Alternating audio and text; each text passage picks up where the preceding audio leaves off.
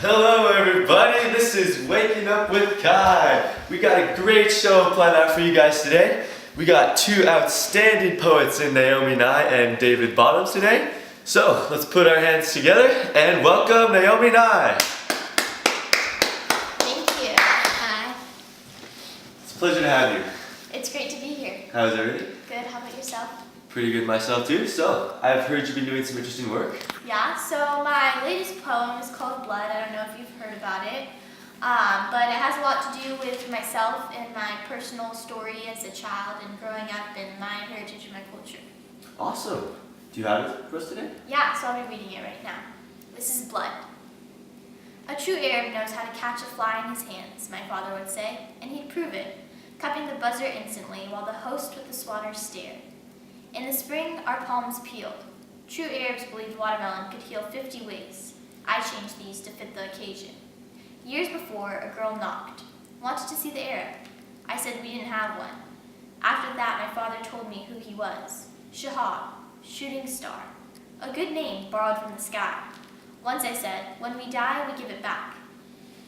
He said that's what a true Arab would say. Today the headlines clot in my blood. A little Palestinian dangles a truck on the front page. Homeless fig, this tragedy with the terrible root is too big for us. What flag can we wave? I wave the flag of stone and sea. Table mats stitched in blue.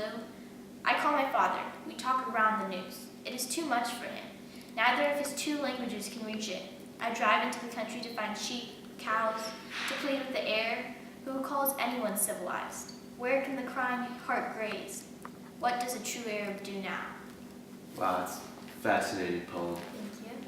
So, what exactly is this poem about? Like, what are your inspirations behind it? Well, growing up, I was exposed a lot to my Arab culture, and my father really had a lot of lessons for me growing up about Arab and about our culture in general and the traditions and the kind of the lifestyle within that. And so this poem has a lot to do with that, but a lot to do with the present and where I am now with that and how I have taken some of that, but how I left a lot of that culture behind. Wow, that's awesome.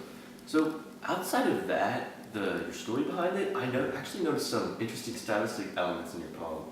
So, how about in the last stanza, you say, the headlines clot in my blood. What exactly do you mean by that? So nowadays I know there's a lot of negative connotation out there about the Middle East in general and specifically Arabs, and kind of the news surrounding it is just heartbreaking for me because that's not what I grew up in. That's not how I view my culture, my heritage, and it's kind of forced me to leave a lot of it behind just because I want to be like proud of my culture, and I'm not just hearing all the headlines on the news. That was kind of literally in my poem. I was saying how it kind of emotionally is just tearing me down, how it clot in my blood and how it's sticking with me. So it's just been really hard for me to adapt to the way people perceive Arabs in the Middle East. Wow, it definitely seems like you have a very strong emotional connection with this poem, would you say? Yeah. So, what message or attitude are you trying to convey to your readers? The attitude I was trying to go out to my audience in this was kind of, I'm proud. When I was growing up, I was immersed into this culture and I loved the culture and that's all I ever knew. But growing up, I kind of regret a lot of leaving it behind and being kind of ashamed of it, and the fact that I'm not the same way as I was when I was younger, and kind of like just having that attitude, that shift, that how I was proud Arab and the lessons I learned when I was little, but now that's not who I am. Wow, interesting.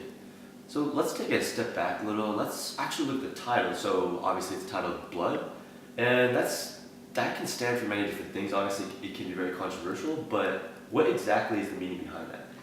So I knew going into it, blood is just kind of a strong title. Like people can perceive it as violence and just literal blood. And so what I was trying to get from my title is how the blood that like is in my veins and is going through my body, how that Arab blood, how I'm coming from these genes, this ethnicity, how that translates into who I am as a person and my identity. And this has been really controversial for myself, just thinking about how I can take this culture, but how I can make myself different from it, or how I want to be perceived. And so blood was really just saying how this ethnicity is streaming through my veins, but it's my choice of who I am. Awesome. Well, that's all we have time for today, folks. Thanks. Yes.